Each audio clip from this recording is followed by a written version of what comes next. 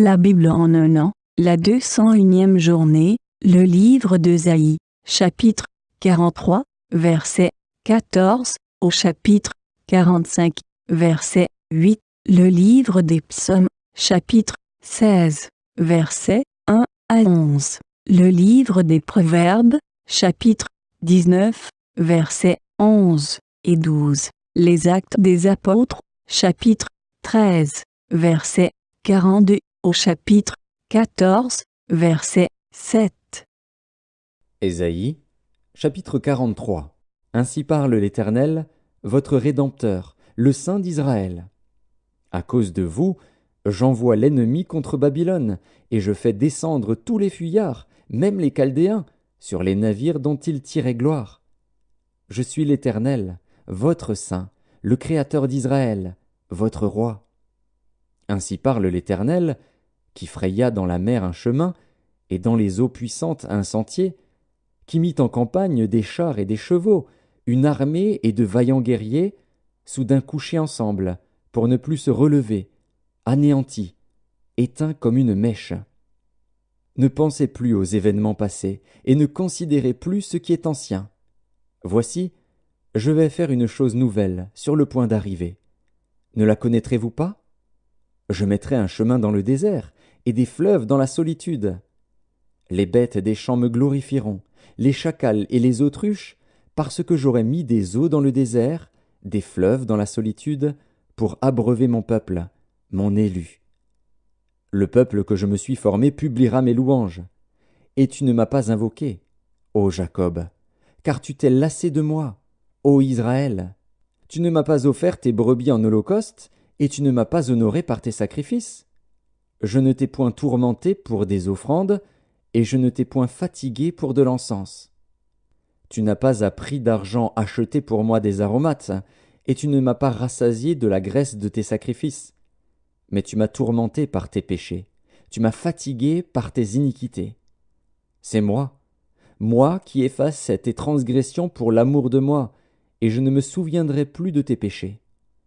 Réveille ma mémoire, plaidons ensemble, parle toi-même pour te justifier. Ton premier père a péché, et tes interprètes se sont rebellés contre moi. C'est pourquoi j'ai traité en profane les chefs du sanctuaire, j'ai livré Jacob à la destruction, et Israël aux outrages. Ésaïe, chapitre 44.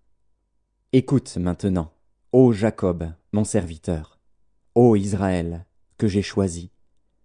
Ainsi parle l'Éternel, qui t'a fait, et qui t'a formé dès ta naissance, celui qui est ton soutien. Ne crains rien, mon serviteur Jacob, mon Israël, que j'ai choisi. Car je répandrai des eaux sur le sol altéré, et des ruisseaux sur la terre desséchée.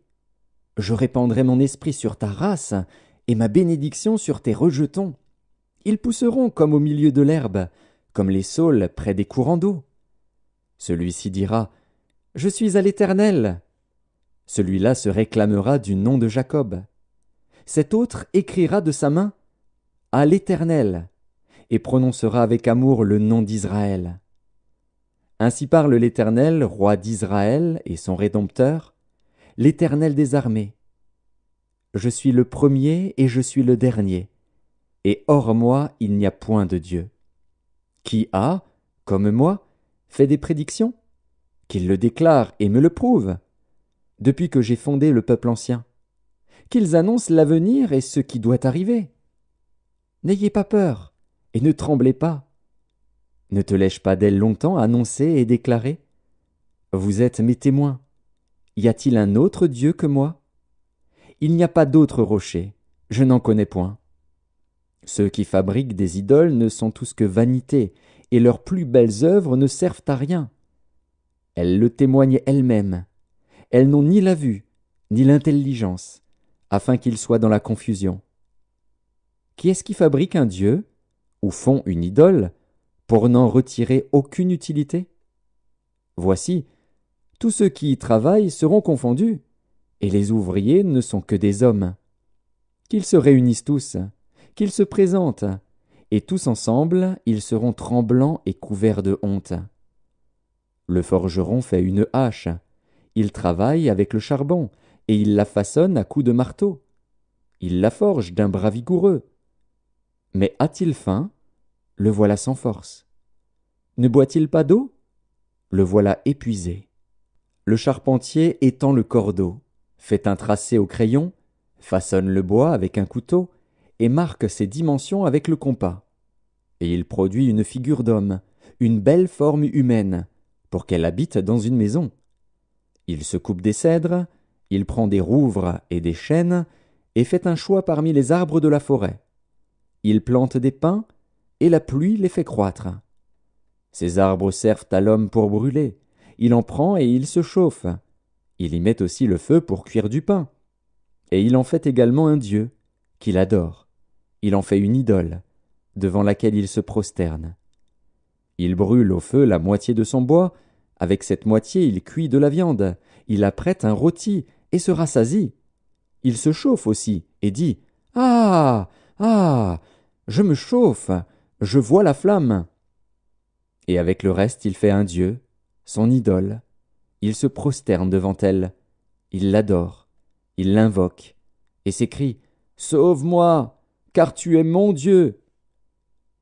Ils n'ont ni intelligence, ni entendement, car on leur a fermé les yeux pour qu'ils ne voient point, et le cœur pour qu'ils ne comprennent point. Il ne rentre pas en lui-même, et il n'a ni l'intelligence, ni le bon sens de dire « J'en ai brûlé une moitié au feu, j'ai cuit du pain sur les charbons, j'ai rôti de la viande et je l'ai mangée, et avec le reste je ferai une abomination. Je me prosternerai devant un morceau de bois. » Il se repaît de cendres, son cœur abusé l'égare, et il ne sauvera point son âme, et ne dira point « N'est-ce pas du mensonge que j'ai dans ma main ?» Souviens-toi de ces choses, ô Jacob, ô Israël, car tu es mon serviteur. Je t'ai formé, tu es mon serviteur. Israël, je ne t'oublierai pas. J'efface tes transgressions comme un nuage, et tes péchés comme une nuée.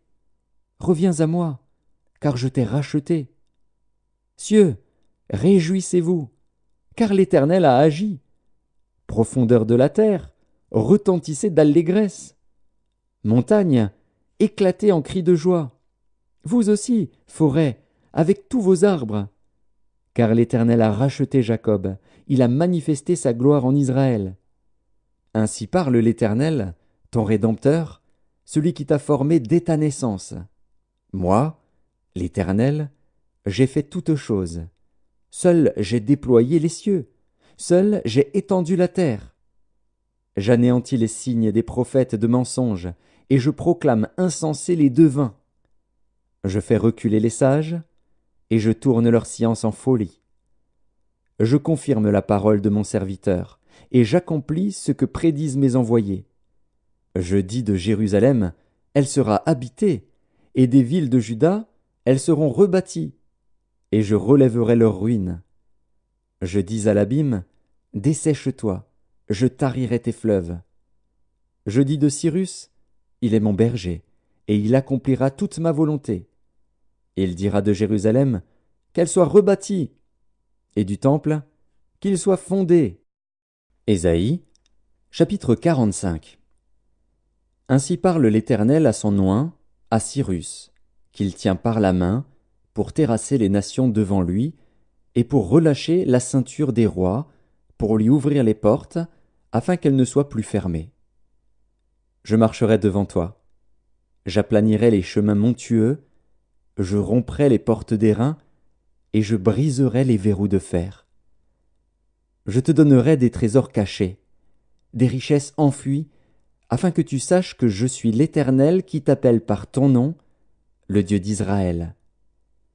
Pour l'amour de mon serviteur Jacob et d'Israël, mon élu, je t'ai appelé par ton nom, je t'ai parlé avec bienveillance, avant que tu me connusses. Je suis l'Éternel, et il n'y en a point d'autre. Hors moi, il n'y a point de Dieu.